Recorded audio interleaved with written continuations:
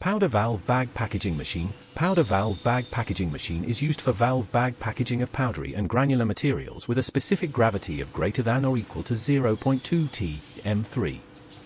It can also ensure high packaging accuracy for granular powders and ultrafine powders with high gas content. Product introduction. This powder valve mouth packaging machine is a high-tech product that exceeds the international average level. It has overcome the packaging problems that have not been solved for many years in the titanium dioxide and other viscous powder industries, replaced imported equipment, and is also suitable for valve bag packaging of other powders with low gas content.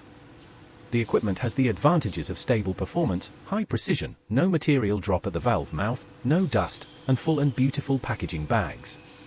Product function. The powder valve bag packaging machine adopts the auger feeding method to solve the packaging and metering problems of powdery materials and valve bag materials.